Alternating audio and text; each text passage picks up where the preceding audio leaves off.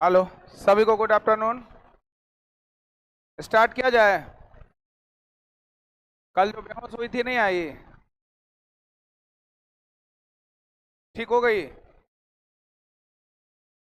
फिर बीमार पड़ गई। फाइल में रख दिया ना? हाँ, पेन ड्राइव निकाल सकते हैं ना? ठीक नहीं हुई है अभी। ब्लड प्रेशर लो हो गया था उसका। हमको लग ही रहा था ब्लड प्रेशर का इशू होता है। कितने बजे? रात में 7 बजे शाम हुआ। आप लोग भी ध्यान दीजिएगा, अभी शुरुआत है। और हम आप लोग को याद है कि नहीं पता है, पहले ही दिन से हम बोल रहे हैं कि हमेशा पानी में ग्लूकोन डी, ग्लूकोज या कुछ ऐसा मिला के रखिए, लिक्विड हमेशा लेते रहिए। और घर में जब भी घर से बाहर निकलिए, कुछ चीज़ें जरूर खा के निकलिए। कुछ ना मिले तो स्टूडेंट के लिए सबसे प्यारा होता है सत्तू, रख लीजिए। सत्तू को घोल कर प्याज मिर्चा नींबू डालकर धनिया पत्ता डालकर और फिर निकल जाइए। आप लोग को मजाक लग रहा होगा, गांव वाले लोग को कभी देखें लू से मरते हुए? क्योंकि वो दबा के सत्तू पहले खा लेता है, उसका दिन भर खटता है, काम करता है, उसको मिजा लेके लू मार दे, लू को मार के भगा देता है गांव वाला लोग। शहर में क्या फैशन है, बाहर निकलेगा समोसा खाएगा, लिट्टी खाएगा, बर्गर खाएगा, चाउमीन खाएगा, मैगी खा के निकलता है कि जल्दी हो जाए।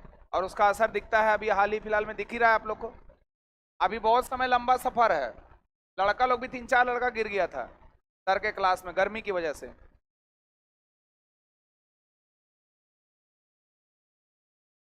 रोहित है तो देखिए तो।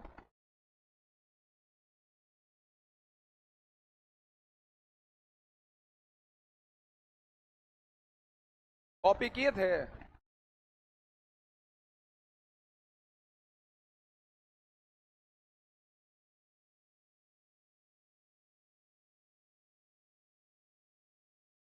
कॉपी नहीं किए हैं तो यहाँ निकालिए ना, तो वहां से क्या निकाल रहे हैं? कॉपी किए ही नहीं होंगे।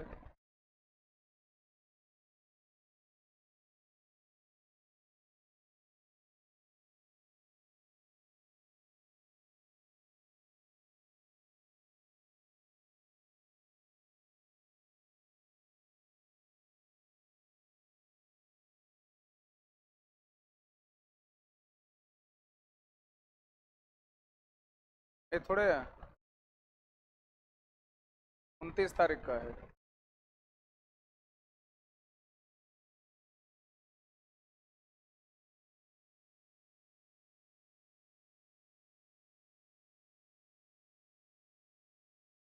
तो 27 तारीख का है। कैसे लगा? हाँ हाँ, रहने दीजिए, हटाइए हटाइए, हम कर लेते हैं, जाइए। सीख लीजिए ये सब करने।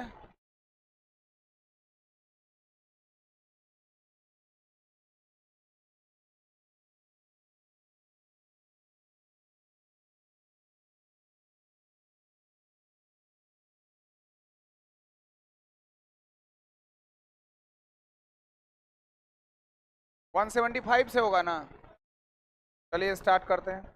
असम में किसके विरोध में छात्रों ने एक शक्तिशाली आंदोलन चलाया था? हम लोग चर्चा कर रहे थे सविनय अवज्ञा आंदोलन का। ये जो टॉपिक जुड़ा हुआ है किससे जुड़ा हुआ है?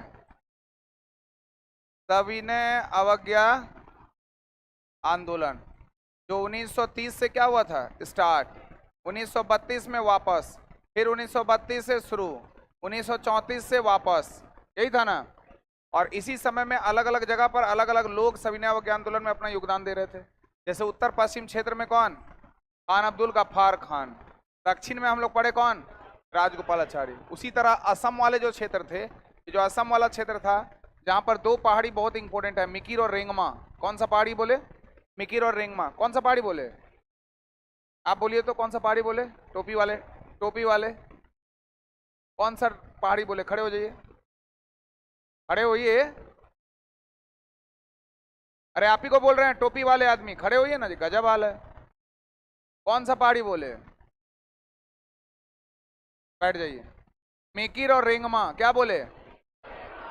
मिकिर और, पता चलता है ना कॉन्सेस है कि नहीं? मिकिर और।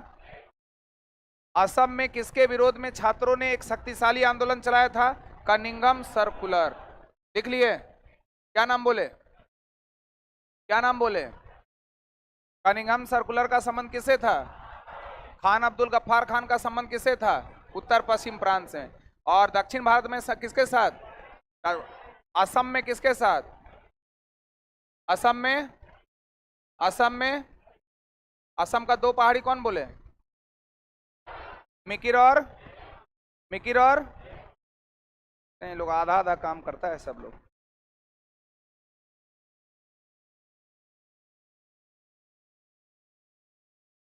मणिपुर और नागालैंड, मणिपुर और नागालैंड में किसने नमक सत्याग्रह का नेतृत्व किया था? रानी कौंडिन्यू।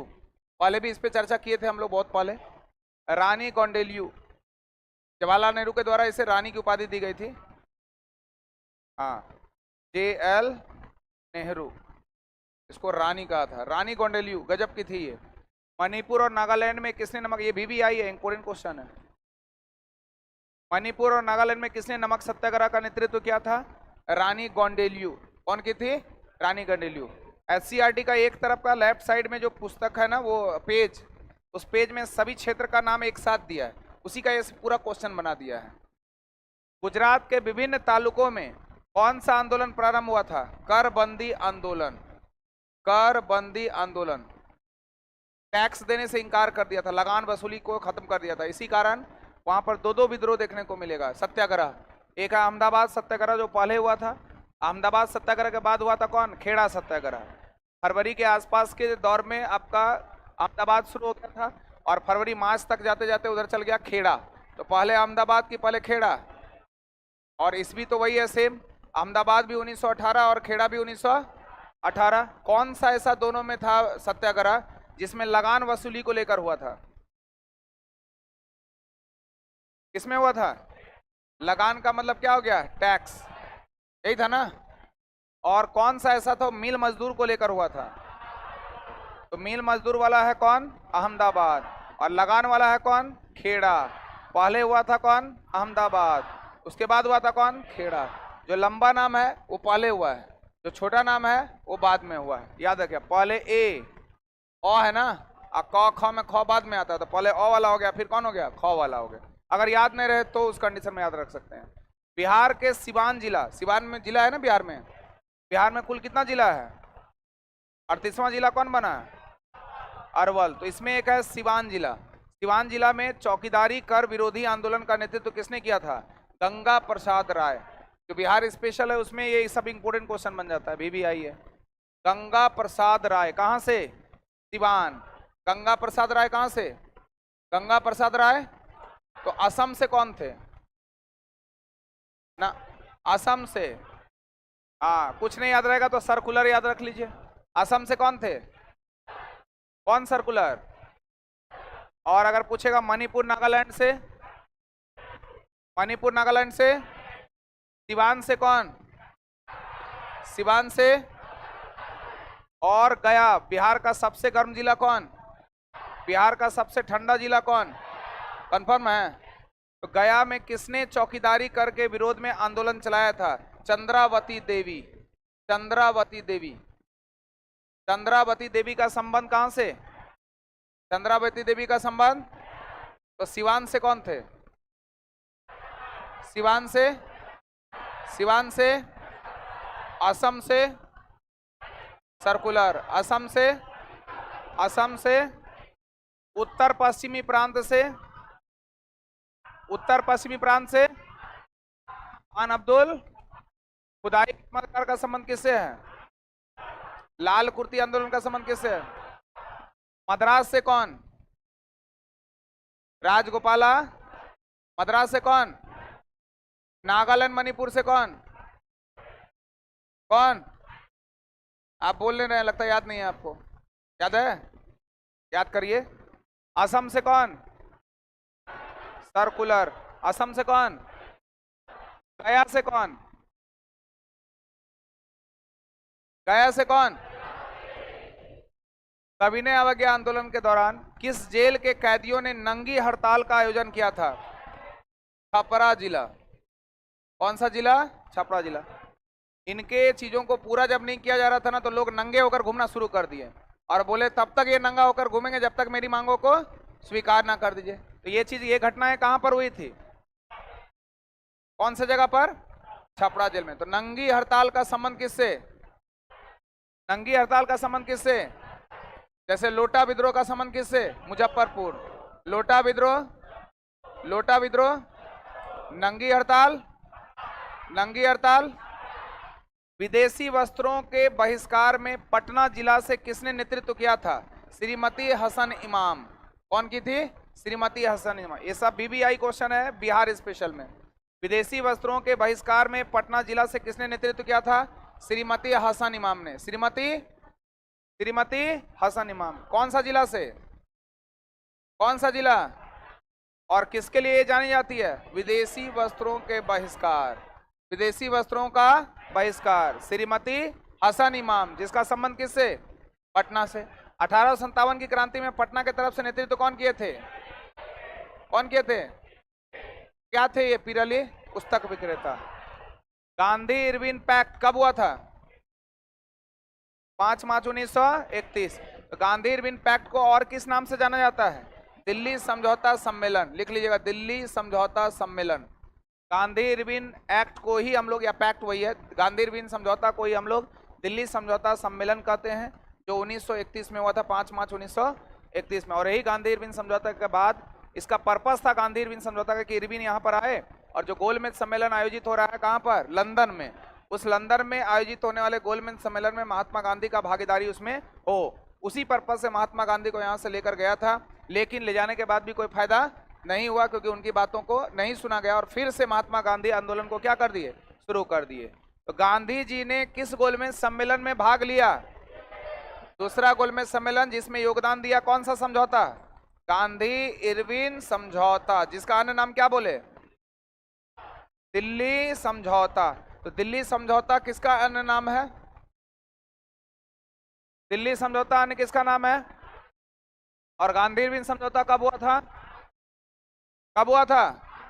तो जल्दी से बताइए, नंगा हड़ताल कहां पर?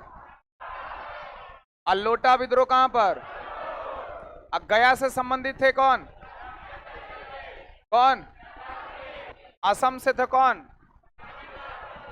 सर्कुलर ना। मद्रास से थे कौन? श्री राजपाल। उत्तर पश्चिम से कौन? खान अब्दुल गफ्फार खान। गोलमेज सम्मेलन हुआ था कितना? किसमें महात्मा गांधी भाग लिए? तो महात्मा गांधी रिप्रेजेंट कर रहे थे भारतीय राष्ट्रीय कांग्रेस को, यानी भारतीय राष्ट्रीय कांग्रेस पार्टिसिपेट की किस गोलमेज सम्मेलन में? अब पहला, दूसरा, तीसरा, 30, 31, 32 तीनों हुआ था कहां पर? तीनों कहां पर हुआ था? अच्छा, कल हम जो चर्चा किए थे थोड़ा सा बात पाकिस्तान वाले मुद्दे पर, तो उसमें कहीं भी ये झलक दिख रहा था कि हम राजनीति चीजों को बोल रहे हैं? मतलब ऐसा लग रहा था कि हम पॉलिटिकल चीजों से संबंधित है। अरे भाई, नरेंद्र मोदी जो खराब काम करेंगे तो बोलेंगे खराब है, और अच्छा काम जो लगेगा वो तो मेरा विचारधारा है ना। Right to speech and expression according to article 19(1) का ए, उसके अनुसार हमको भी तो अधिकार है बोलने का। तो कल हम अपने विचारधारा को रखे थे तो बच्चे कमेंट किए थे राजनीति क्लास में करना सही बात नहीं है, कैसे टीचर हैं आप, ये वाला कमेंट आया था। लेकिन हम उन्हीं बच्चों को बोलना चाहते हैं, वही स्टूडेंट को, कि हम कोई राजनीति नहीं किए। वो जो मेरा विचारधारा था, जो हमको लगा, आपको तो मानना पड़ेगा ना भाई, आपको कौन सा प्रधानमंत्री अच्छा लगता है, आपको कौन सा खिलाड़ी अच्छा लगता है। कल ही बोले थे आपका पसंदीदा खिलाड़ी विराट कोहली हो सकता है, लेकिन वही मेरा हो जरूरी है? मेरा मन, हमको जो अच्छा लगता है, जरूरी थोड़े जो अच्छा होगा वही मेरा अच्छा होगा क्या?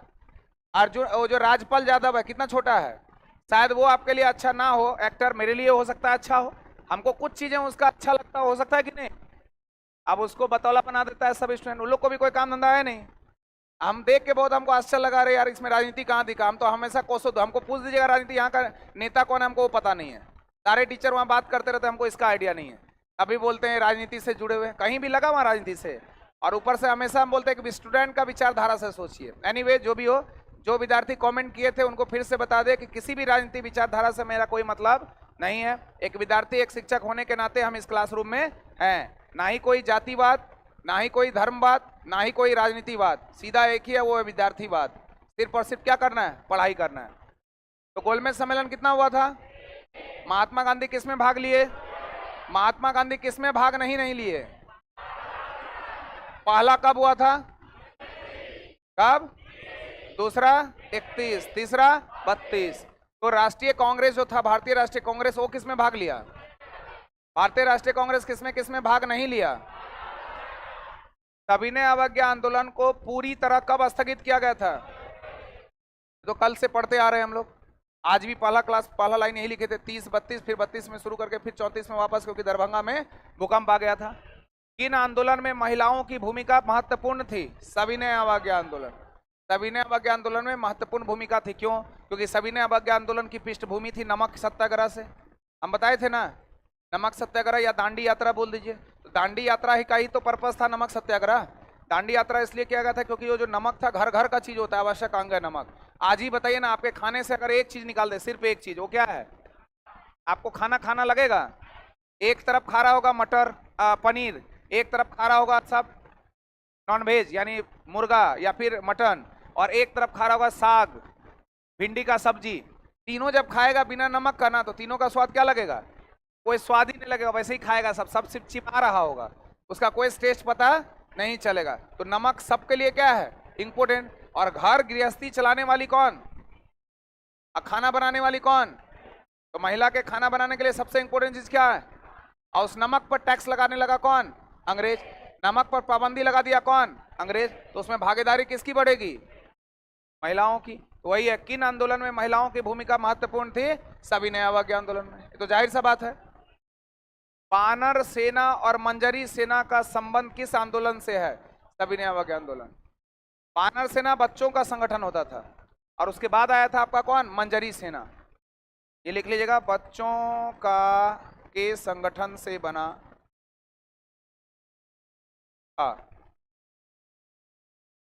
वानर सेना मंजरी सेना का संबंध सविनय अवज्ञा आंदोलन से। पूछेगा कि सविनय अवज्ञा आंदोलन से संबंधित कौन सी सेना थी, तो दो सेना का नाम ले सकते हैं, एक वानर सेना और एक मंजरी सेना।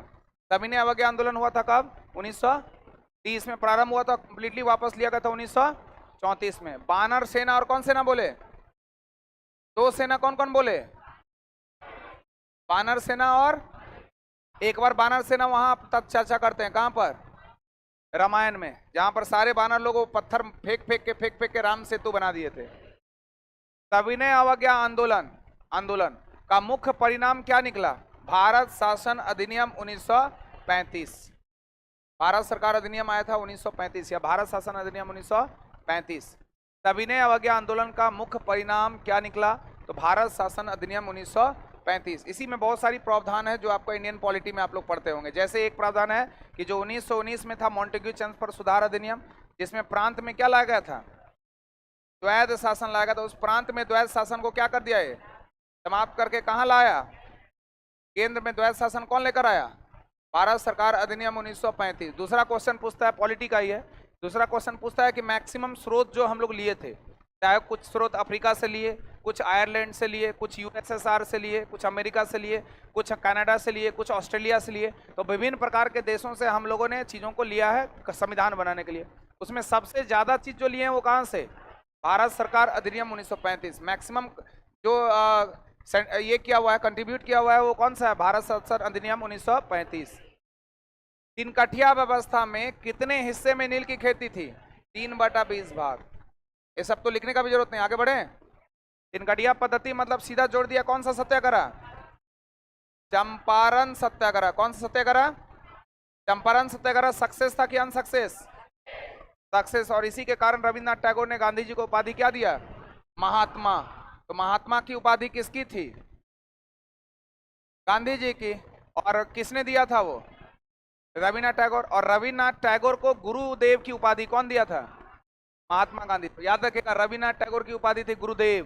तो गुरुदेव की उपाधि कौन दिया? गुरुदेव का उपाधि कौन दिया? गुरुदेव का उपाधि कौन दिया? किसको दिया? रविन्द्रनाथ। और रविन्द्रनाथ टैगोर ने उपाधि दिया महात्मा। कौन सा उपाधि? गांधी जी को महात्मा की उपाधि। गांधी जी के दबाव पर सरकार ने किस कमेटी का गठन किया था? Champaran agrarian committee. कल भी चर्चा किए थे, पीछे छूट गया। अच्छा, राजकुमार शुक्ल ने गांधी जी से किस अधिवेशन में चंपारण आने का अनुरोध किया था? कांग्रेस का लखनऊ अधिवेशन 1916। वेरी वेरी इंपोर्टेंट है ये। राजकुमार शुक्ल कहाँ के रहने वाले थे? चंपारण के। राजकुमार शुक्ल ने गांधी जी से किस अधिवेशन में? तो कांग्रेस का लखनऊ अधिवेशन कब हुआ था? 1916। पिछली क्लास में हम चर्चा किए थे 1907 का सूरत अधिवेशन, रास बिहारी घोष, और उसमें गरम दल नरम दल क्या हो गया था? अलग। और 1916 में दोनों आके क्या हो गया था? मिल गया था, अंबिका चरण मजुमदार के नेतृत्व में, यही ना। और उसी अधिवेशन में पहली बार राजकुमार शुक्ल गांधी जी से क्या हुए? अनुरोध किए, किसके मुद्दों को लेकर? चंपारण में, क्योंकि 3/20 भूमि पर अनिवार्य रूप से नील की खेती कराना क्या था? अनिवार्य था। अच्छा, एक प्रश्न आपसे पूछेगा कि नील विद्रोह सबसे पहले कहाँ हुआ था? हाँ, कहाँ हुआ था? बंगाल में। अब भारत के संदर्भ में पूछेगा तो चंपारण, बिहार के संदर्भ में अगर पूछेगा तो चंपारण। फिर आपसे पूछेगा कि सबसे पहले सत्याग्रह का प्रयोग महात्मा गांधी कहाँ किए थे? अफ्रीका में। फिर भारत के संदर्भ में पूछेगा तो गांधी जी के दबाव पर सरकार ने किस कमेटी का गठन किया था? चंपारण ने। इसमें महात्मा गांधी शामिल थे? लिखिएगा कि इस कमेटी में महात्मा गांधी खुद सम्मिलित थे, पार्टिसिपेट किया। जैसे शिमला समझौता, शिमला समझौता 45 में हुआ था। बेबेल योजना जो आया था 1945, उसी के आसपास था शिमला समझौता। उस सम्मेलन, उस शिमला सम्मेलन में महात्मा गांधी थे, शिमला में थे, लेकिन उस सम्मेलन में शामिल नहीं हुए थे। उसी प्रकार याद रखेगा क्या चीज?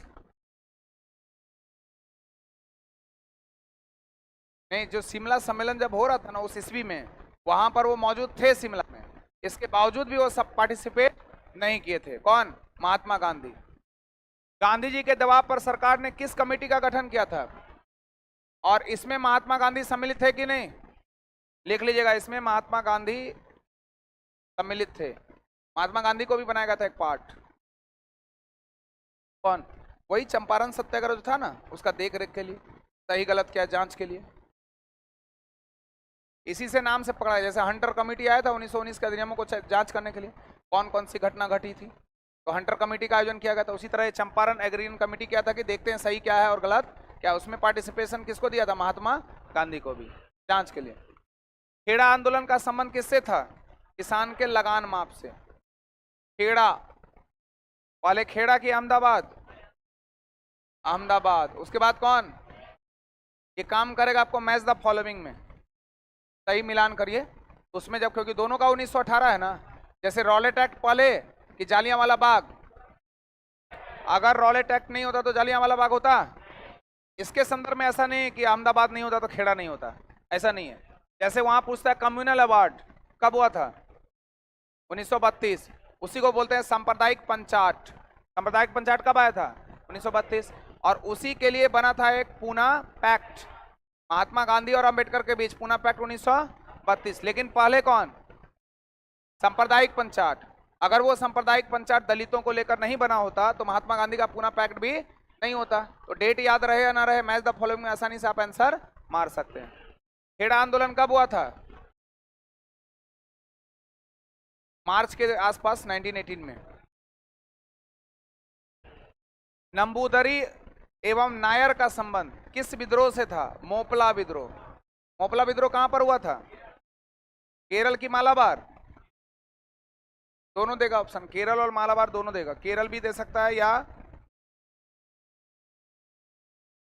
मालाबार दे सकता है। मोपला विद्रोह 1921 वहां के मुसलमानों के द्वारा हुआ आंदोलन, इंपोर्टेंट आंदोलन है, बहुत पूछता है ये। मोपला विद्रोह कब हुआ था? 1921। मोपला विद्रोह कहां हुआ था? केरल या मालाबार? मालाबार किस तट को कहते हैं? कौन सा तट? तो नंबूदरी और नायर का संबंध किस विद्रोह से है? अब मोपला विद्रोह कब हुआ था? मोपला विद्रोह, मोपला विद्रोह कहां हुआ था? केरल की मालाबार। केरल के तट को क्या कहते हैं? मालाबार। वल्लभ भाई पटेल को सरदार की उपाधि किसने दिया? अब बारदोली सत्याग्रह कब हुआ था? ये तो पहले से बताया हुआ है, आगे बढ़े। बारदोली की महिलाओं के द्वारा उन्हें सरदार की उपाधि दी गई। यही सरदार वल्लभ भाई पटेल जो भारत का बिस्मार्क है, यही सरदार वल्लभ भाई पटेल जो भारत का लौह पुरुष है, यही सरदार वल्लभ भाई पटेल जो भारत का गृह मंत्री था पहला, और भारत का उप प्रधानमंत्री भी था, यही है ना। आप बताइए तो उप प्रधानमंत्री हमारे कितने आर्टिकल में है? खड़े हो जाइए, किस अनुच्छेद में?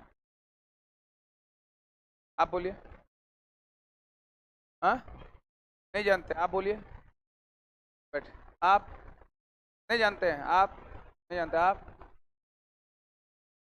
हाँ, हमारे यहाँ संविधान में उसकी चर्चा, बैठिए, नहीं जानते क्योंकि चर्चा है ही नहीं, क्या जानना है। लेकिन पूछ देगा, उप प्रधानमंत्री का चर्चा हमारे संविधान में है। लेकिन जब जब सत्तारूढ़ का दल का नेता रहा है, सत्तारूढ़ का मतलब जो सत्ता में बैठी है, जैसा भी कौन, बीजेपी, तो वो चाहे तो तब तब राजनीतिक सत्ता पे बनाए रखने के लिए अपने को वो गृह मंत्री को ही बनाता है, क्या, उप प्रधानमंत्री। अमूमन तौर से आज तक के इतिहास में जो भी होम मिनिस्ट्री जिसको मिला है वही बनता है, क्या, उप प्रधानमंत्री, डिप्टी प्राइम मिनिस्टर। नहीं तो ऐसे उप प्रधानमंत्री का चर्चा हमारे संविधान में कहीं भी। तो पहला जो गृह मंत्री था कौन, इसलिए पहला बना, फिर उप प्रधानमंत्री कौन। कल हम चर्चा शायद इसका थोड़ा सा अमित शाह से किए थे, उस पर भी एक बच्चा कमेंट किया था, है ना। तो हम बोले ना, विचारधारा सोचने का बात, हमें थोड़े बोल दिया कि वल्लभ भाई पटेल ही अमित शाह और अमित शाह वल्लभ भाई पटेल हो जाएगा। इसका अपना कार्य है, और जो आपका अमित शाह है उनका अपना कार्य है। अगर अमित शाह अच्छे नहीं होते तो गृह मंत्री का पद उनको थोड़े मिलता। अगर अमित शाह को लगता नहीं कि लोगों को बनाया जाए तो नरेंद्र मोदी उसको गृह मंत्री क्यों चुनता? कुछ तो बात होगा ना, क्या बोल रहे हैं। अगर नरेंद्र मोदी प्रधानमंत्री बने हैं तो आपके चाह लेने से नरेंद्र मोदी हट जाएंगे क्या? क्योंकि आप ही चाह के बनाए हैं किसको? अरे भाई, ज्यादा से ज्यादा वोट मिला है तब ना बना है कि नरेंद्र मोदी को हम बनाए हैं। इतिहास में एक था किंग मेकर, याद है? कितने लोगों को याद है? हाथ उठाइए तो। मतलब ये याद है कि किंग मेकर था, लेकिन कौन था ये याद नहीं है। बहुत अच्छा। किंग मेकर जिसको सैयद बंधु कहते हैं। कौन कौन सैयद बंधु था? दो नाम कौन बताएंगे, बोलिए। कौन कौन? मोहम्मद, हाँ, ये बताएं कि नहीं हम पहले? चलिए, बारदोली की महिलाओं के द्वारा इनको उपाधि दिया गया, क्या, सरदार का। बारदोली सत्याग्रह के समर्थन में बंबई विधान परिषद का सदस्यता से किसने त्याग पत्र दिया था? के.एम. मुंशी और लालजी नारंगी। के.एम. मुंशी और लालजी नारंगी।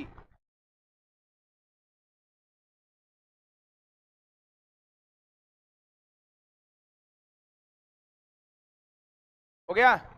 कौन कौन था? के.एम. मुंशी और लालजी नारंगी। लालजी नारंगी 1922-23 में मुंगेर में, मुंगेर बहुत विस्फोटक था 1857 क्रांति तक आते आते, है ना, क्योंकि यहाँ जितना विस्फोटक सामग्री कहाँ मिलता था? मुंगेर। और आपको बंगाल जब पढ़े थे तो मुंगेर को अपनी राजधानी कौन बनाया था? मीर। तो मीर कासिम मुंगेर को राजधानी बनाया था, कहां से बदलकर? मुर्शिदा। तो मुर्शिदाबाद को राजधानी कौन बनाया था? मुर्शीद कुली। तो मुर्शीद कुली खान कहां से राजधानी बनाया था मुर्शिदाबाद? कहां से? तो बंगाल के पहली राजधानी क्या होती थी? ढाका से क्या आया? मुर्शिदाबाद कौन लेकर आया? मुर्शीद कुली खान। फिर कहां आया? मीर कासिम। मीर कासिम किसको बनाया? मुंगेर को ही बोलते हैं मुगदलपुर। क्या बोलते हैं? मुंगेर को ही क्या बोलते हैं? मुगदलपुर। पूरा सिगरेट का कारखाना, बम फैक्ट्री वगैरह कहाँ दिखेगा? मुंगेर।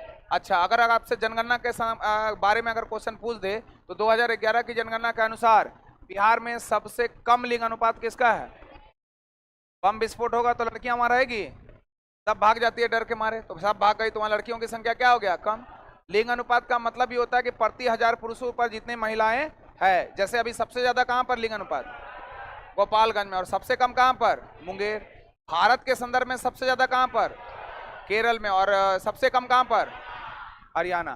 तो 1922-23 में मुंगेर में किसके नेतृत्व में किसान सभा का गठन किया गया था? शाह मोहम्मद जुबैर। जितना भी कृषक संगठन था, कृष्ण सिंह भी आएगा उसमें, सहायक भूमिका निभाया था उसमें। 1922-23 में मुंगेर में किसके नेतृत्व में किसान सभा का गठन किया गया था? शाह मोहम्मद। जितना भी किसान सभा हुआ था, अलग अलग जगह पर अलग अलग लोगों ने अपना भूमिका निभाया था। सारे पॉइंट यहाँ पर अभी आपके पास होंगे। OSCERT में पूरा लाइन बाय लाइन लिखा हुआ है, 2 कॉपी। तो मुंगेर में कौन किया नेतृत्व? शाह मोहम्मद जुबैर। अखिल भारतीय किसान सभा का गठन कब और कहां हुआ था? 11 अप्रैल 1936। ये कई बार पूछा हुआ क्वेश्चन है। और कहां पर? ये भी इंपोर्टेंट क्वेश्चन है। अखिल भारतीय किसान सभा का गठन कब और कहां हुआ था? 11 अप्रैल 1936 को हुआ था। कहां हुआ था? लखनऊ में हुआ था। कहां हुआ था? लखनऊ में हुआ था। किसान सभा को बिहार में व्यापक और शक्तिशाली आधार किसने दिया था? स्वामी सहजानंद सरस्वती। ये क्वेश्चन खूब पूछता है। स्वामी सहजानंद सरस्वती। किसान सभा का गठन कहाँ हुआ था? लखनऊ में। कब हुआ था? 1900। और बिहार में व्यापक और शक्तिशाली आधार किसने प्रदान किया था? Swami Sahajanand Saraswati. All India Trade Union Congress की स्थापना हुई थी कब? 31 अक्टूबर 1920, 1920 में। ऑल इंडिया ट्रेड यूनियन, इसको AITUC बोलते हैं, all India Trade Union Congress. All India Trade Union Congress. हो सकता है ये पूरा नाम ना दे आपको, कभी कभी ऐसे भी दे सकता है AITUC की स्थापना कब हुई थी, समझिएगा। All India Trade Union Congress 31 अक्टूबर 1920 को। कितना ईस्वी बोले? डेट इसका ज्यादा इंपॉर्टेंट नहीं है, लेकिन चूंकि बीपीएससी में डेट के साथ दे देता है तो 1920 सबको याद रहता है, सब में लगा हुआ रहेगा, चारों में 1920। डेट आपको याद रखना पड़ेगा 31 अक्टूबर 1900। अहमदाबाद कहां पर है? तो अहमदाबाद में मिल मालिक के साथ मध्यस्थता करके कितना प्रतिशत बोनस निर्धारित किया गया था? बोनस निर्धारित किया गया था कितना? 35%। सरकार मान गई थी इस बात को लेकर। तो अहमदाबाद में मिल मालिकों के साथ मध्यस्थता करके कितना प्रतिशत बोनस? 35%। अहमदाबाद सत्याग्रह कब हुआ था? पहले अहमदाबाद की खेड़ा, अहमदाबाद के बाद कौन था? All India national trade union कब और कितने संगठनों में विभाजित हुआ था? 1931 में, 3 संगठन में।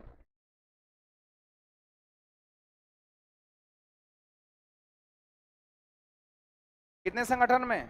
3। तीनों का नाम लिख लीजिए।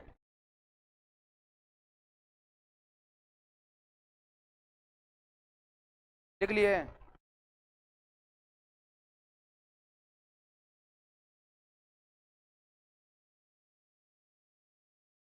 देखिए पहला संगठन ऑल इंडिया, वही जो सेम है, all India national trade Union Congress.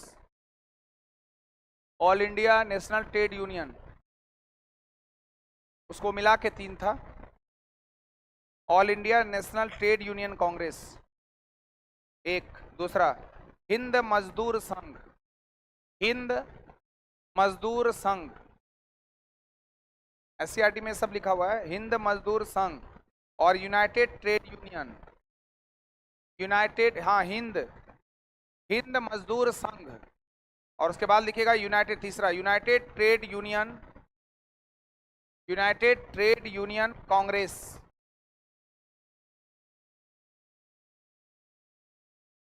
हो गया? फिर से बोल दें क्या? फिर से बोल दें?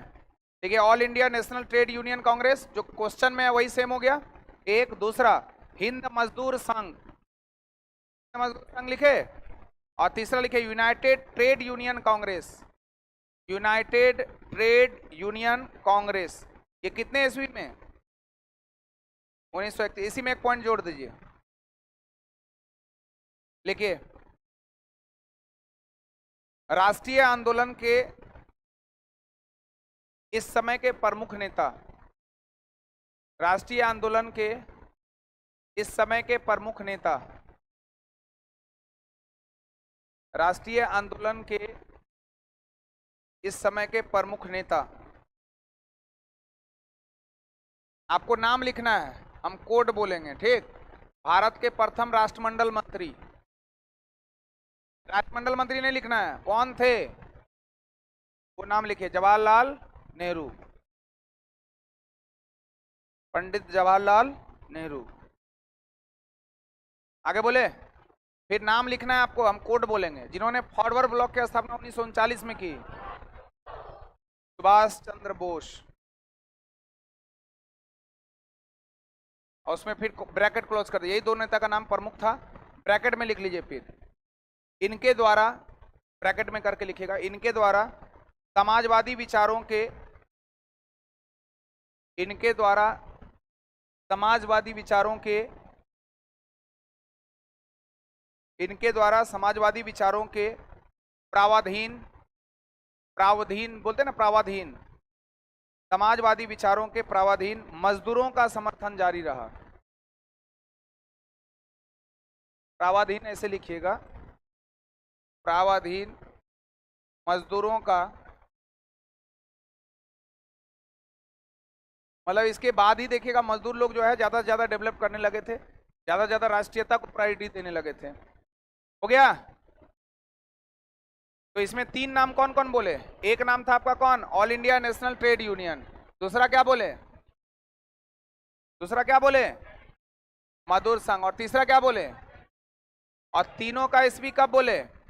1931 में। और इसके बाद जो राष्ट्रीय आंदोलन का मुहिम पकड़ा था उस समय में 2 नेता का बहुत इंपॉर्टेंट रोल था। कौन कौन?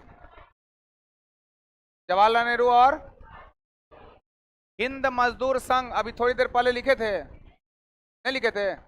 यूनाइटेड ट्रेड यूनियन लिखे थे। कांग्रेस किस संगठन का भाग है? All Indian national trade union. वही सेम क्वेश्चन हो गया, इससे पहले जो क्वेश्चन था वही सेम क्वेश्चन हो गया। हिंद मजदूर संघ और यूनाइटेड ट्रेड यूनियन कांग्रेस किस संगठन का भाग है? All India national trade union का भाग है। All India national trade union का भाग है। All India national trade union का भाग है। देख लिए, छूटा नहीं ना? छूट गया? All India national trade union पिछले बार भी लिखे थे आप, पिछला स्लाइड का। रंपा विद्रोह कब हुआ था? 1922 से 24। ठीक है, रंपा विद्रोह कब हुआ था?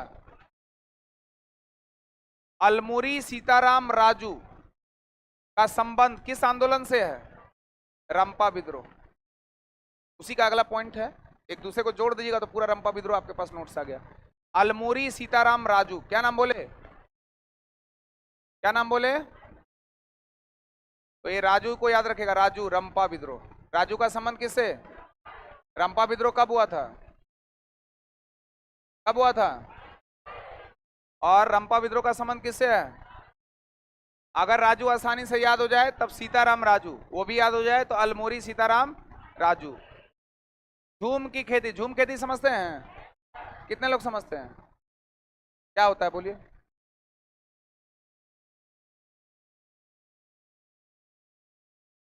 घूम घूम कर या काट के जला जला के? मतलब हमको नहीं पता, हम पूछ रहे हैं आपसे। ये मत सोचिएगा हम बोल रहे हैं तो यही काट के जला के होगा, नहीं। अब क्या होगा? और कौन है? और कौन हाथ उठाए थे? बोलिए।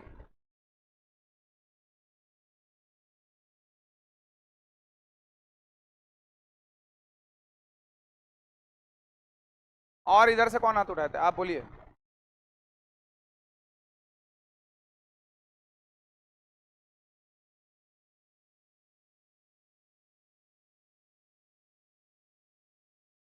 हाँ ठीक है, और कोई बोलेंगे? हाँ बोलिए।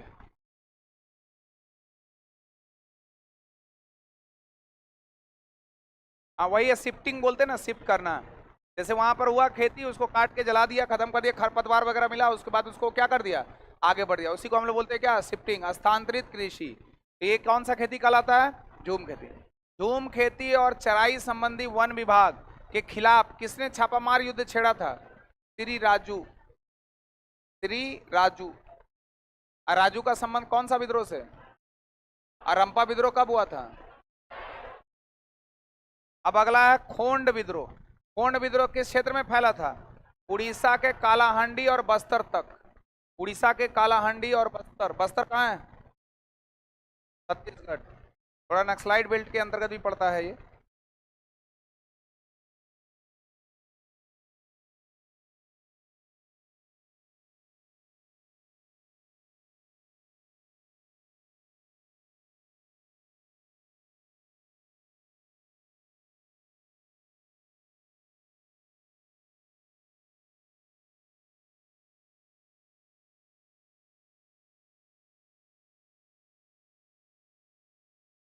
लिखे। खोंड विद्रोह किस क्षेत्र में फैला था? उड़ीसा के कालाहांडी और बस्तर। और बस्तर कहाँ है?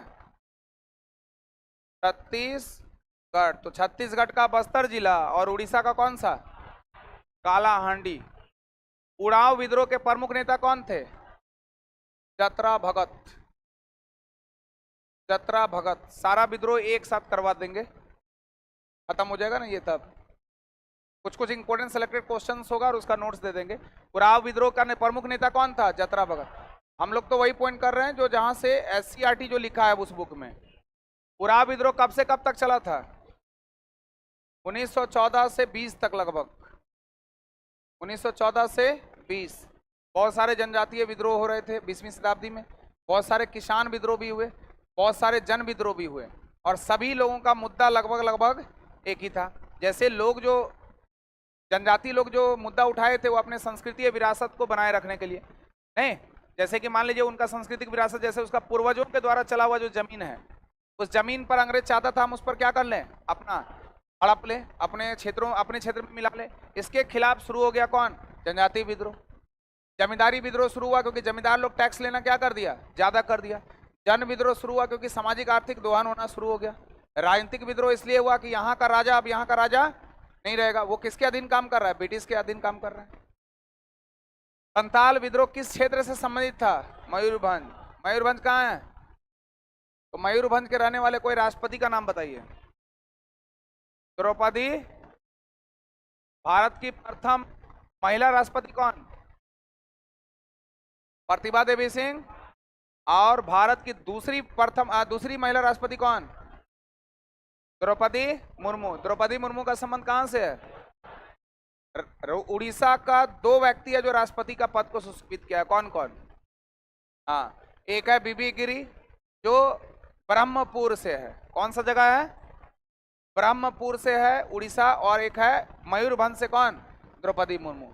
आजादी के बाद के सबसे कम उम्र का राष्ट्रपति बनने वाली कौन, संथाल कैटेगरी से बिलोंग करने वाली राष्ट्रपति कौन, पहली आदिवासी महिला राष्ट्रपति कौन।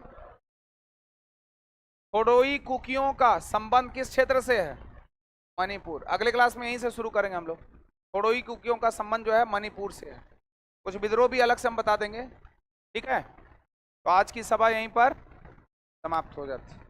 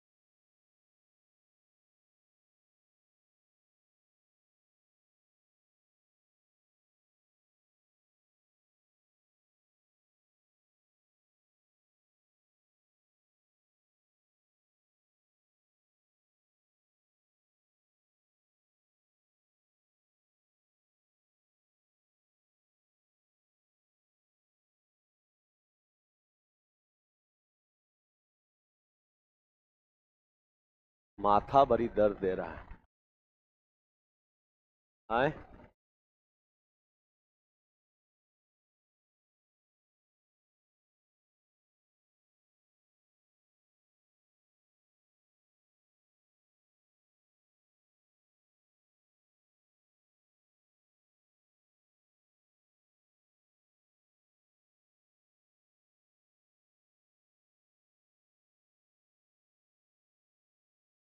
टेस्ट करवाए हैं और जब से रूम में बैठे हैं सबसे खतरनाक सर दर्द दे रहा है। चलिए आए हैं तो कुछ पढ़ लिया जाए। 104 लगता है तब तो बहुत जल्दी हो जाएगा वो।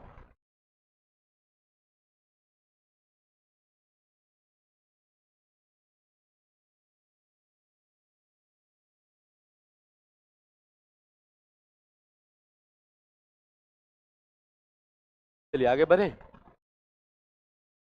कह रहा है कि भारतीय जनता पार्टी यानी बीजेपी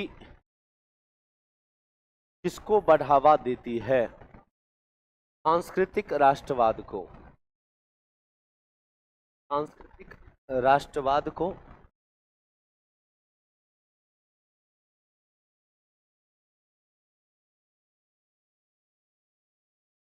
देखिए। अच्छा, सांस्कृतिक राष्ट्रवाद का मतलब क्या हुआ?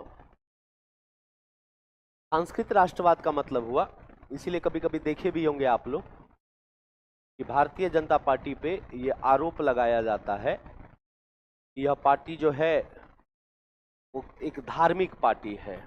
आरोप लगाया जाता है। यह भी आरोप लगाया जाता है कि जो भारतीय जनता पार्टी है किसी एक विशेष धर्म को लेकर के चलता है, इसमें धार्मिक रूप से कट्टरता भरा हुआ है। यहाँ पे जो सांस्कृतिक राष्ट्रवाद है वो और धर्म दोनों अलग अलग चीज है। सांस्कृतिक राष्ट्रवाद का मतलब ये हो गया कि ये पार्टी का जो विचारधारा है वो ये विचारधारा है कि जो भारतीय सभ्यता है, जो भारतीय संस्कृति है, जो सब दिन से जो परंपरा चलते आ रही है उसी परंपरा को कायम रखा जाए।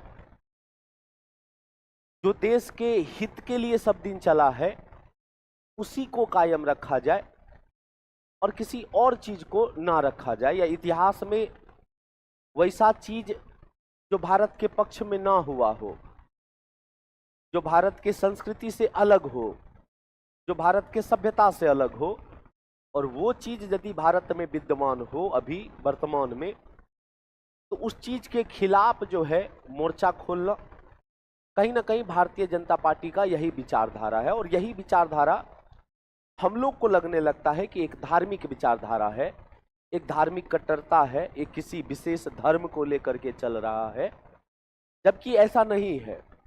हाँ, उस सांस्कृतिक महत्व में यदि कहीं कहीं धर्म भी आ जाता है और उस धर्म को प्रलोभन दिया जाए तो थोड़ा सा एक ग्राफ जो है वो धार्मिक की ओर ले जाता है। लेकिन जो इन लोगों का विचारधारा है वो ये विचारधारा है कि जो भारतीय संस्कृति है, जो राष्ट्रवाद है, जो भारतीय परंपरा है, उसी परंपरा को आगे लेके चलना और उसके बीच में जो भी आए, कुछ भी आए, उसका विरोध करना। और उसमें कभी कभी धर्म आ जाता है तो हम लोग को लगता है कि ये धार्मिक कट्टरता है, जबकि उसको धार्मिक कट्टरता नहीं कहिएगा, ठीक है। और हमको लगता है कि अभी जब हम शुरू में बोल रहे थे तो आप सभी लोगों ने कहे कि हाँ धार्मिक रूप से थोड़ा सा दिखता है, लेकिन ये कहना गलत है, क्योंकि संवैधानिक तौर पे यदि कोई देश संविधान के अनुसार चल रहा है और संविधान में जो भी बातें कही गई है उसी बातें के अकॉर्डिंग जो है वो काम होता है। और यदि आप ऐसा नहीं करते हैं तो मतलब संविधान के मूलभूत ढांचा का हनन कर रहे हैं। और पंथ निरपेक्ष क्या है? संविधान का एक मूलभूत ढांचा है, और पंथ निरपेक्ष यदि मूलभूत ढांचा है और यदि राज्य बोले तो सरकार, यदि सरकार इसका विरोध करेगा या इसका उल्लंघन करेगा, इसका मतलब संविधान का उल्लंघन करेगा और न्यायपालिका इस पे कुछ ना कुछ हस्तक्षेप जरूर करेगी। लेकिन विचारधारा उस अपने संस्कृति को बढ़ाने का है, अपने राष्ट्रवाद को बढ़ाने का है, अपने परंपरा को बढ़ाने का है, और उसमें कभी कभी धर्म वाली बात आ जाती है। तो इसलिए हम लोग को लगता है कि ये पार्टी जो है वो धार्मिक रूप से थोड़ा सा 19-20 का आंकड़ा रखता है, जबकि ऐसा नहीं है। और इसी आंसर से ये बात पता चल रहा है। आगे देखिए, कह रहा है कि भारतीय जनता पार्टी किसके खिलाफ है? जम्मू कश्मीर को विशेष राज्य के दर्जा देने के खिलाफ था। अभी तो नहीं है, अब चूंकि हट गया है विशेष राज्य का दर्जा जम्मू कश्मीर से।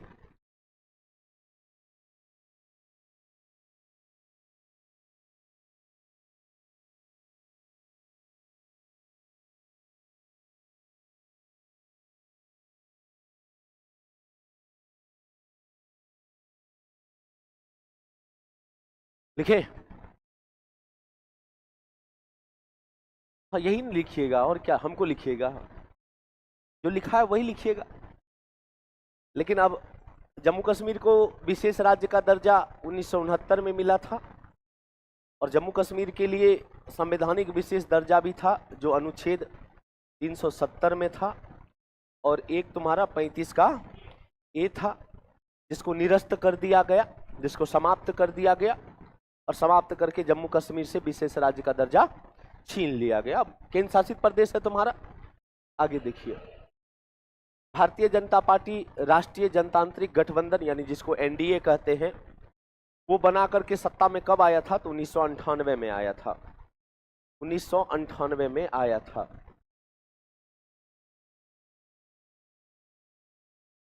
लिखें, लिख लिए। भारतीय कम्युनिस्ट पार्टी किसमें आस्था रखता है?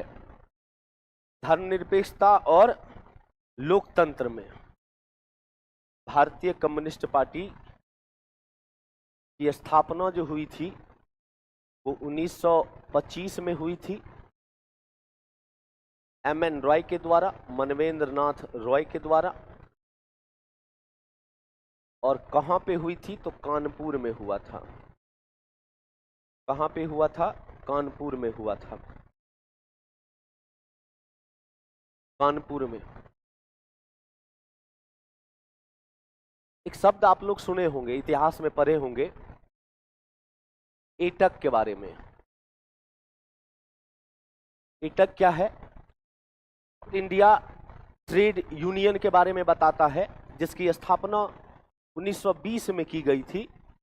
लाला लाजपत राय इनके पहले अध्यक्ष थे। कहा जाता है कि भारत में यहीं से कम्युनिस्ट वाला विचारधारा निकला। और दो शब्द आप लोग और सुने होंगे, लेफ्टिस्ट और राइटिस्ट सुने होंगे, वामपंथी और दामपंथी। ये जो लेफ्टिस्ट है या जिसको लेफ्ट कहते हैं और जिसको राइटिस्ट कहते हैं, ये दोनों विचारधारा कहा जाता है कि विश्व में पहली बार आया था, वो आया था 1789 में। 1789 में एक क्रांति हुई थी, फ्रांस की क्रांति। सुने होंगे फ्रांस की क्रांति।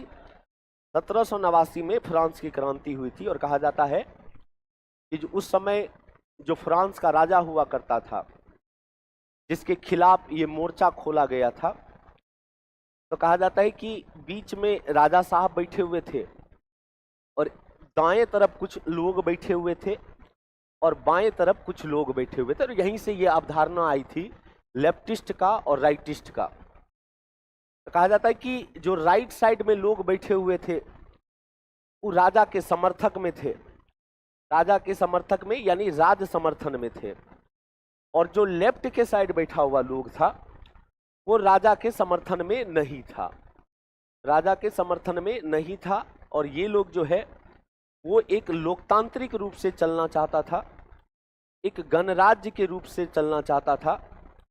और ये लोग जो है पूरा का पूरा राजा के पक्ष में था कि नहीं, जो परंपरा चल रही है वही परंपरा होनी चाहिए।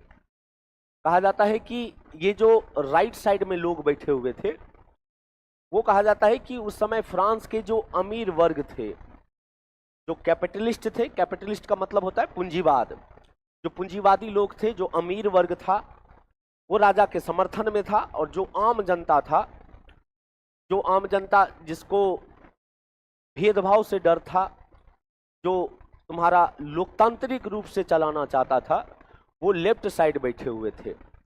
और यहीं से अवधारणा आया लेफ्टिस्ट का और राइटिस्ट का। और देखिए, कोई भी चीज यदि पक्ष में है, यहाँ पे अमीर वर्ग पक्ष में था राजा का, तो अमीर वर्ग इसलिए पक्ष में था राजा का क्योंकि अमीरों को इससे फायदा हो रहा था। सिंपल सी बात है कि यदि आपको हमसे फायदा होगा तो आप मेरे ही पक्ष में रहिएगा, और यदि आपको हमसे फायदा नहीं होगा कुछ तो आप मेरे विपक्ष में रहिएगा। तो राइटिस्ट के बारे में कहा जाता है कि इसको फायदा था, चूंकि अमीर लोग था, और अमीर लोग था तो राजा जो फ्रांस का हुआ करता था तो वो उन लोगों के काम में या पैसा के मामले में बड़ा हेल्प होता था, तो ये लोग इसके साथ था, इधर नहीं था। और यही अवधारणा बाद में विश्व के अन्य देशों में भी चला, लेफ्टिस्ट का, राइटिस्ट का। अमेरिका में भी चला, भारत में भी चला, रूस में भी चला। भारत में जो लेफ्टिस्ट वाला बात आया, यही लेफ्टिस्ट कम्युनिस्ट का बात रखता है। भारत में जो कम्युनिस्ट पार्टी बनी वो इसी विचारधारा के लोग थे, लेफ्टिस्ट विचारधारा के लोग थे। कहा जाता है कि जब ऑल इंडिया ट्रेड यूनियन का गठन हुआ था लाला लाजपत राय के समय में 1920 में, एक मजदूर संघ हुआ था उसमें, और मजदूरों ने अपना हक मांगने के लिए इस संगठन को बनाया था, जिसका अध्यक्ष लाला लाजपत राय कर रहे थे। उसी समय कहा जाता है कि तुरंत जो है फर्स्ट वर्ल्ड वार समाप्त हुआ था। फर्स्ट वर्ल्ड वार कब समाप्त हुआ था? 1918 में, 14 से 18 तक चला था। और 1918 में जब फर्स्ट वर्ल्ड वार समाप्त हुआ, उस समय सरोजिनी नायडू का नाम सुने होंगे आप लोग। सरोजिनी नायडू के एक भाई थे जिनका नाम था वीरेंद्र कुमार चट्टोपाध्याय। और जब 1917 में रूस की क्रांति चल रही थी, तो रूस की क्रांति लेनिन की अध्यक्षता में चला था, मार्क्सवादी विचारधारा था, पूरा का पूरा मार्क्सिज्म आइडियोलॉजी से चल रहा था। तो उस समय कहा जाता है कि चट्टोपाध्याय, जो वीरेंद्र कुमार चट्टोपाध्याय थे, इनको रूस के तरफ से एक इनविटेशन आता है कि आप भारत या रूस आइए और अपने साथ एक मंत्रिमंडल को लेके आइए, और आप लोग जो है एक कम्युनिस्ट विचारधारा को भारत में लेके चलिए, जैसा रूस में चल रहा है। कहा जाता है कि वीरेंद्र कुमार चट्टोपाध्याय 1921 का बात है ये, 1921 में कहा जाता है कि रूस जाते हैं। तो पहली बार अकेले गए थे तो इनको लौटा दिया गया, कि बोला कि हम आपको बोले थे एक बढ़िया सा कमिटी बना करके आइए, तब आपके सामने बात रखा जाएगा। तो फिर एक बार आए और फिर जाता है तुम्हारा जून 1921 में वीरेंद्र कुमार चट्टोपाध्याय, और उनके साथ 4-5 गो लोग और थे, जिसमें बरकतुल्ला था, और भी बहुत सारे 2-3 मुस्लिम नेता था, 1-2 तुम्हारा हिंदू नेता था। सभी लोग जाते हैं रूस। कहा जाता है कि 3 जून 1921 को जब रूस पहुंचते हैं ये लोग, तो 4 जून को सुबह सुबह जो वीरेंद्र कुमार चट्टोपाध्याय थे वो एक न्यूज़पेपर पढ़ते हैं, और उस न्यूज़पेपर में लिखा हुआ था कि भारत में कम्युनिस्ट पार्टी का स्थापना ऑलरेडी हो चुका है। इनको पता नहीं था कि भाई साहब भारत में कम्युनिस्ट पार्टी, ये लोग आए ही थे कम्युनिस्ट पार्टी को बनाने के लिए ही, तो थोड़ा सा शॉक्ड हुए कि भाई साहब भारतीय कम्युनिस्ट पार्टी जब बन चुका है तो हमको क्यों नहीं अभी तक पता चला, क्योंकि हम कम्युनिस्ट विचारधारा के लोग हैं, सोशलिस्ट विचारधारा के लोग हैं। तो बाद में पता चला कि 1920 में ही ताशकंद में जो है एक भारतीय कम्युनिस्ट पार्टी बन चुका था, और उसको कहीं ना कहीं जो लीड कर रहा था वो एम.एन. रॉय नाम का व्यक्ति, जो बाद में 1925 में कम्युनिस्ट पार्टी बनाया था, वही व्यक्ति बनाए थे। और थोड़ा सा बात ये है कि जिस समय ये पहुंचे थे, और कहा जाता है कि जो डेलीगेशन गया था रूस वीरेंद्रनाथ चट्टोपाध्याय के साथ, उनको भेजने वाला कोई और नहीं, उनको भेजने वाला मनवेंद्रनाथ रॉय की पत्नी ही भेजी थी। उसको लगा कि भाई साहब जिसका पति ऑलरेडी ये कम्युनिस्ट पार्टी बना चुका है, उसकी पत्नी हमको भेजती है, और उसकी पत्नी इतनी खतरनाक कि हमको बताई भी नहीं अभी तक, हम बेकारे आए, भाई साहब पहले ही बन चुका है। कहा जाता है कि वीरेंद्र कुमार चट्टोपाध्याय जो थे, वीरेंद्रनाथ चट्टोपाध्याय, वो फिर से आते हैं, और भारत में कहीं ना कहीं कम्युनिज्म वाला जो विचारधारा था, जो साम्यवादी वाला विचारधारा था, यानी कह सकते हैं कि लेफ्टिस्ट वाला जो विचारधारा था, वो भारत में धीरे धीरे फैल रहा था। उसका सबसे असर ज्यादा देखने को मिला दक्षिण भारत में। दक्षिण भारत में बहुत सारे आंदोलन चले, जैसे आप लोग एक नाम सुने होंगे, पेरियार का नाम सुने होंगे। पेरियार दक्षिण भारत में ही आत्मसम्मान आंदोलन चला था तुम्हारा। और कहा जाता है कि ये सब जितने भी लोग थे वो तुम्हारा कहीं ना कहीं लेफ्टिस्ट विचारधारा के लोग थे। जाति आधारित जो आंदोलन चला भारत में, चाहे वो तुम्हारा जाति आधारित जो सबसे ज्यादा आंदोलन चला शुरू में, वो दक्षिण भारत में चला, और सारे के सारे ये लोग लेफ्टिस्ट थे। तब कहा जाता है कि ओरिजिनली रूप से भारत में जो कम्युनिस्ट पार्टी की स्थापना की बात कही गई वो 1925 में होती है। और 1925 में जो कम्युनिस्ट पार्टी बना, उस कम्युनिस्ट पार्टी को बनाने में कहा जाता है कि सबसे अहम योगदान जो था वो तुम्हारा एम.एन. रॉय का था, जिन्होंने कानपुर में भारतीय कम्युनिस्ट पार्टी का निर्माण किया। 1925 में जो कम्युनिस्ट पार्टी बना वो कहा जाता है कि स्टालिन के विचारधारा से बड़ा ग्रसित था। स्टालिन कोई और नहीं, स्टालिन रूस में लेनिन के मरने के बाद जो रूस का चांसलर बना था वो स्टालिन बना था। स्टालिन के बारे में भी कहा जाता है कि कुछ वर्ग स्टालिन के साथ खड़ा था, कुछ वर्ग स्टालिन के विपक्ष में खड़ा था। और 1953 में जब स्टालिन की मृत्यु हुई थी तो उस समय कहा जाता है कि एक रिपोर्ट निकला था और स्टालिन के पक्ष के जितने भी लोग थे उसको मारा गया था, जिसमें से 3-4 भारतीयों का भी नाम था मारने में।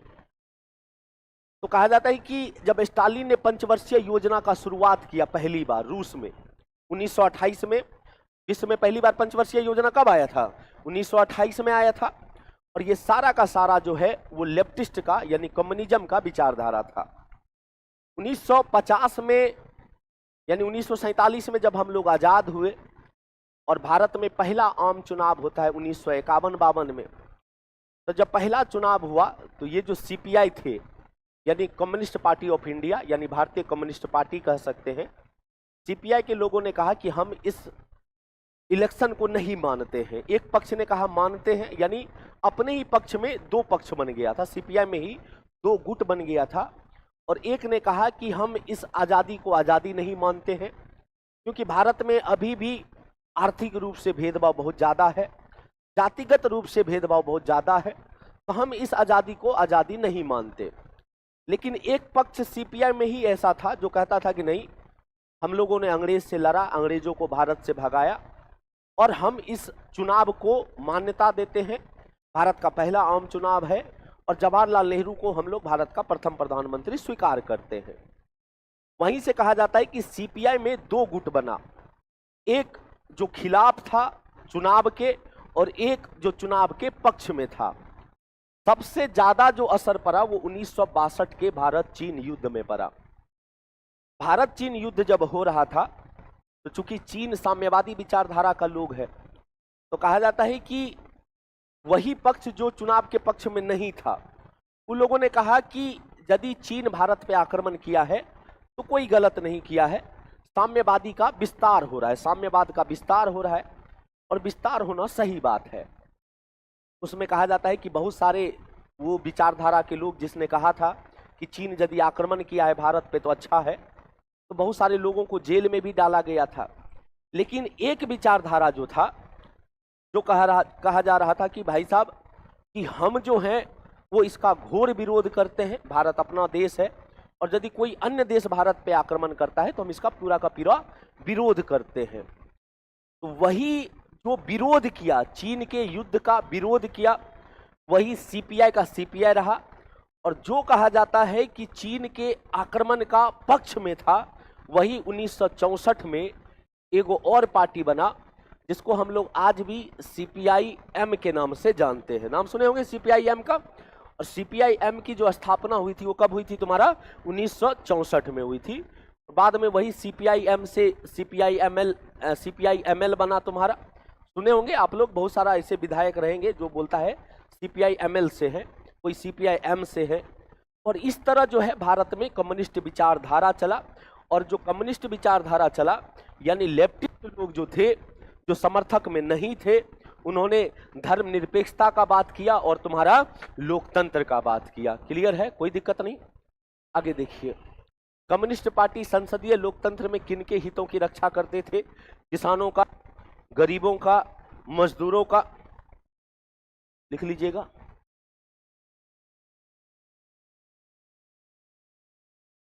लिख लिए?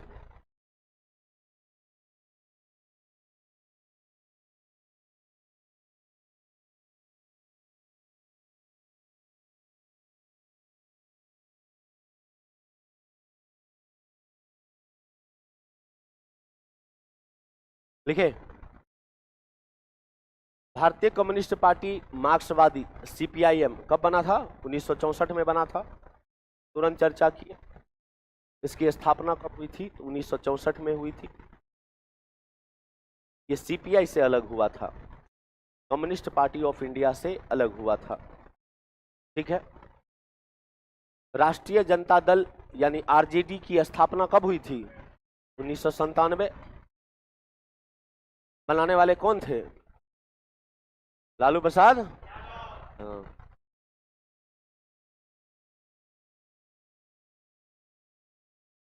ड्रोन से पता चलता है। ठीक है, आगे बढ़े। मुख्यालय इसका दिल्ली में है। आरजेडी का जो मुख्यालय है, जो ओरिजिनल मुख्यालय है, वो दिल्ली में है। ठीक है। जनता दल यूनाइटेड की स्थापना किसके ने? शरद यादव। नाम सुने हैं? शरद यादव। जनता दल यूनाइटेड की स्थापना किसके नेतृत्व में हुई? तो शरद यादव के नेतृत्व में हुई। ठीक है।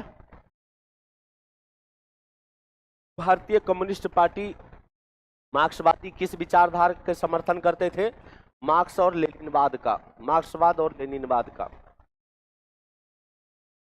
मार्क्सिज्म और लेनिनिज्म यानी लेनिनवाद का।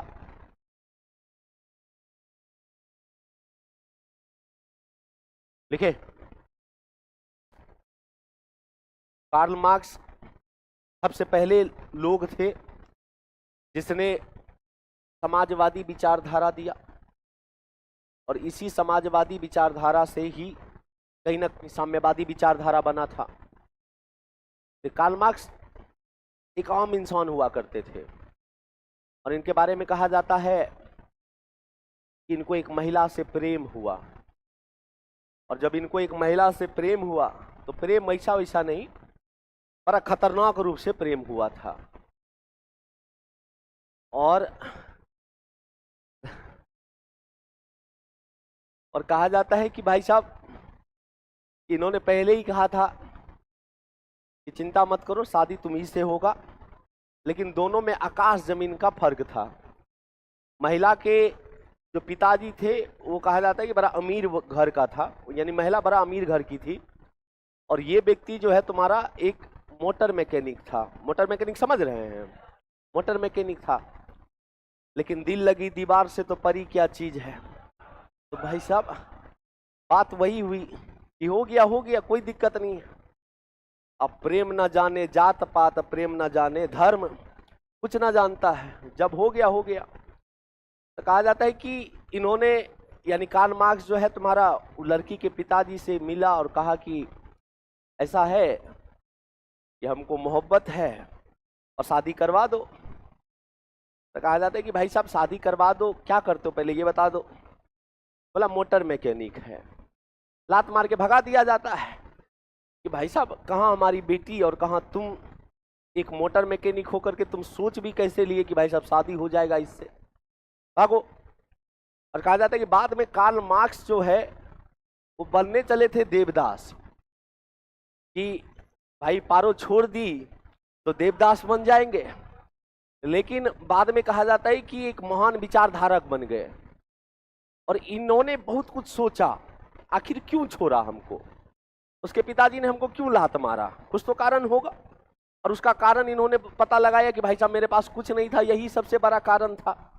यदि पैसा रहता तो कहता ना बाप बड़ा ना भैया, सबसे बड़ा रुपया। पैसा बोलता है चला कि पैसा है तो सब कुछ है, पैसा नहीं है तो कुछ नहीं है। तो कहा जाता है कि भाई साहब इन्होंने जब ये सोचा तो इनको लगा कि यदि हम गरीब हैं तो गरीब का मेन कारण ये अमीर वर्ग है कि किसी कंपनी में कोई चीज का निर्माण हो रहा है तो उसको बनाने में सबसे बड़ा भागीदारी जो होता है मजदूरों का होता है, लेकिन सारा का सारा पैसा जो है वो मालिक ले रखता है। पूरा दिन काम किया कोई और पैसा रख रहा है कोई और।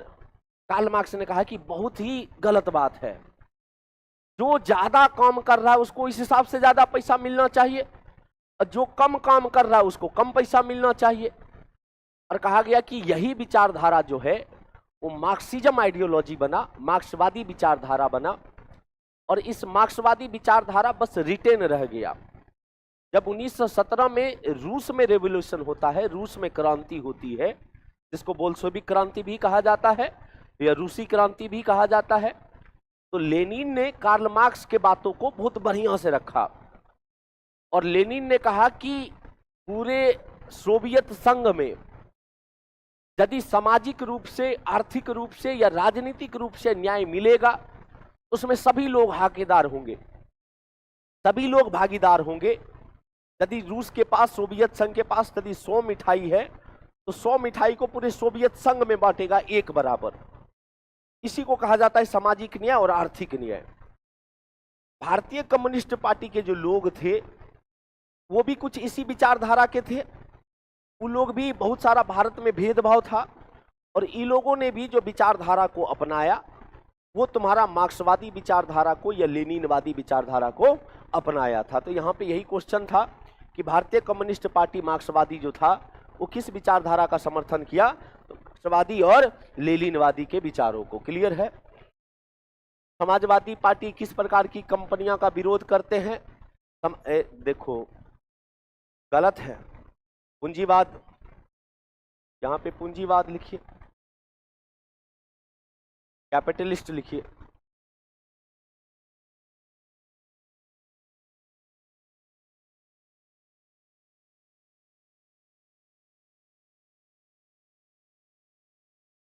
लिखें। एक बात बताते हैं, चला ऑनलाइन वाला, तुम लोग जो बात कर रहा है हम देख रहे हैं तुम लोगों को, तुम लोग को यदि इतने मोहब्बत परवान चढ़ा है तो कहीं और जाओ। अब जो ऑनलाइन बेचारा पढ़ रहा है तुम्हारे मैसेज से डिस्टर्ब हो रहा होगा दोस्त, और अधिकतर आप लोग टीचर वाले ही होंगे जो ऑनलाइन देख रहे हैं। तो जब स्कूल में जाइएगा पढ़ाने के लिए तो पढ़ाइएगा कि यही काम करिएगा स्कूल में, हैं? अपने विचार को बदलिए, नहीं बदलिएगा तो कहियो पिटवा जाइएगा। ये सब बंद करो। चला भरले है छुच्छे मैसेज वही है। आगे देखो, पूंजीवाद का तुम्हारा घोर समर्थक है, समाजवाद का तो समर्थक न होगा हो। समाजवाद और पूंजीवाद में हम क्या बोले? पूंजीवाद वैसा विचारधारा होता है जहां पे सरकार का हस्तक्षेप ना हो, जहां पे निजी लोगों के हाथों में सब कुछ हो, और समाजवाद का मतलब हुआ कि जहां सरकार का हस्तक्षेप हो। तो समाजवादी पार्टी कैसा होगा? किसका विरोध करेगा? पूंजीवाद का। किसका करेगा? पूंजीवाद का। लोकतंत्र का परख किसको जाता है? लोकतांत्रिक मूल्यों से जाता है।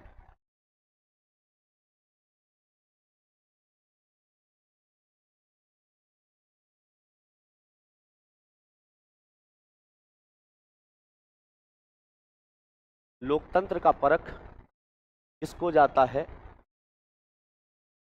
लोकतांत्रिक मूल्यों से। लोकतंत्र का मूल्य क्या हो सकता है? लोकतंत्र का मूल्य हो सकता है संविधानवाद, लोकतंत्र, जिस लोकतंत्र में स्वतंत्रता हो, जिस लोकतंत्र में समानता हो, जिस लोकतंत्र में बंधुत्व हो, जिस लोकतंत्र में गणराज्य का बात करे, यही लोकतांत्रिक मूल्य होता है। जिस लोकतंत्र में न्याय का बात किया गया हो, न्याय भी कितना प्रकार से? 3 प्रकार से। पहला कौन सा? सामाजिक, दूसरा कौन सा, तीसरा कौन सा, राजनीतिक ना, तीसरा तुम्हारा राजनीतिक। क्लियर है? तो ये सब तुम्हारा मूल्य है एक अच्छे लोकतंत्र का। संविधान के अनुसार चले, जहाँ स्वतंत्रता हो, जहाँ समानता हो, जहाँ अधिकार हो। अधिकार भी एक मूल्य ही होता है, अधिकार भी क्या है, एक मूल्य है। और ये सारे के सारे लोकतांत्रिक मूल्य हैं। ठीक है? लगभग कितने देशों में किसी न किसी प्रकार का लोकतांत्रिक है? 100 देश।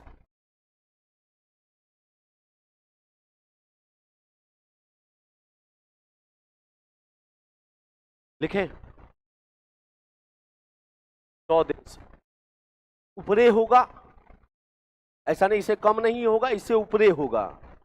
क्योंकि आज के जमाने में आप यदि सोचिएगा कि तानाशाह चलेगा, बहुत कम देश में चलता है तानाशाह। कहीं ना कहीं किसी न किसी रूप में लोकतांत्रिक होगा ही होगा। ब्रिटेन में राजा की परंपरा आज भी है, इंग्लैंड में राजा की परंपरा आज भी है, इंग्लैंड में राजा आज भी होता है। लेकिन क्या इसका मतलब इंग्लैंड में लोकतंत्र नहीं है? क्या लोकतंत्र है, भले लिखित संविधान नहीं है ब्रिटेन में, लेकिन वहां पे भी वहां के लोगों को अधिकार मिला हुआ है, वहां पे भी वहां के लोगों को स्वतंत्रता है, समानता है, सब चीज का बात किया गया है। तो जरूरी नहीं है कि भाई साहब कि जिस राज्य में राजतांत्रिक व्यवस्था हो उस राज्य में जो है तुम्हारा वो लोकतंत्र ना रहे। हाँ, लेकिन कुछ ऐसे देश भी है जहां नाम का लोकतंत्र है। जैसे आप चीन को ले लीजिए, वहां पे नाम का लोकतंत्र है। चीन में, या नॉर्थ कोरिया को ले लीजिए, वहां पे नाम का लोकतंत्र है। और लोकतंत्र कह ही नहीं सकते, वहां डिक्टेटरशिप कहिएगा, तानाशाही चलता है वहां पे। तो भाई साहब यदि वर्तमान में देखिएगा तो कुछ ही देश ऐसा दिखेगा जहां पे तुम्हारा लोकतांत्रिक पद्धति से सरकार ना चलता हो। अधिकतर देश में जो है लोकतांत्रिक पद्धति से ज्यादा चलता है तुम्हारा, और ये संख्या 100 ही नहीं होगा, 100 से अधिक होगा तुम्हारा। क्लियर? लोकतंत्र में स्वायत्तता और परिपाठ का क्या महत्व है? अपनी सरकार को चुनना, अपनी सरकार को चुनना।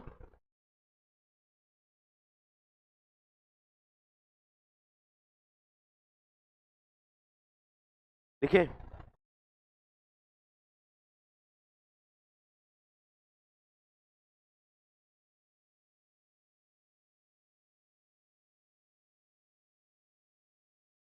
मेरा डांस देखेगा कि देखेगा है? बताओ।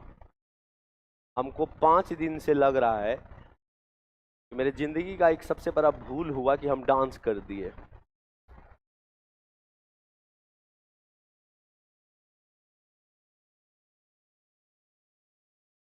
अरे बढ़िया था कि खराब था हमको नहीं पता, लेकिन हमको जहां तक लग रहा है कि हमसे वो बहुत बड़ा ब्लंडर हुआ कि हमको डांस करना ही नहीं चाहिए था।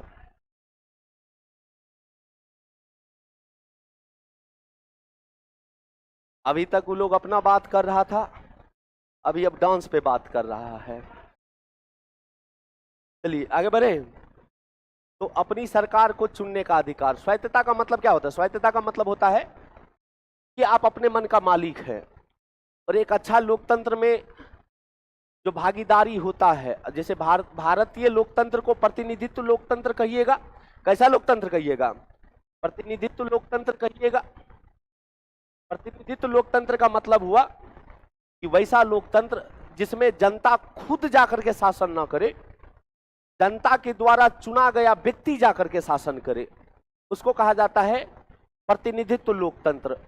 जैसे हम लोग क्या संसद भवन में जाके बैठते हैं? क्या संसद भवन में हम लोग नहीं बैठते हैं। हम लोगों ने अपने क्षेत्र में सांसद को चुना है और संसद को अधिकार दिया है कि तुम जाकर के लोकसभा में बैठो या राज्यसभा में बैठो या विधानसभा में बैठो, और तुम जाकर के हम लोगों का पक्ष रखो। यानी जहां जनता सीधा नहीं बैठ रहा है, जनता किसी को भेज रहा है अपने बातों को रखने के लिए, तो वैसा जो लोकतंत्र होता है वो कैसा लोकतंत्र होता है? प्रतिनिधित्व लोकतंत्र होता है। लेकिन आप समझिए कि जनता ने जिसको चुना है, जनता ने जिसको बनाया है, आप अपने क्षेत्र के विधायक को चुने होंगे, या अपने क्षेत्र के संसद को चुने होंगे, या आप अपने क्षेत्र के मुखिया तक को चुने होंगे, आपके पंचायत के जो मुखिया होगा। क्या आपसे कोई जोर जबरदस्ती करवा सकता है कि नहीं तुम हम ही को वोट दो? नहीं करवा सकता है। आपका मन है कि हम कलुआ को दे, कि मंगरू को दे, कि लक्ष्मी को दे, कि ककड़ा दे, वो मेरे ऊपर डिपेंड करता है। और इसी को कहते हैं स्वायत्तता। तो ये जो बात किया गया कि लोकतंत्र में स्वायत्तता और परिपाठ का क्या महत्व है, तो अपनी सरकार को चुनने का अधिकार है। क्लियर है तुम्हारा? आज इतने रहने दो, कल इसको समाप्त कर लेंगे पूरा, ठीक है? और ऑनलाइन वाला चला, जो पढ़ रहा है वो बताना कि समझ आया कि नहीं आया।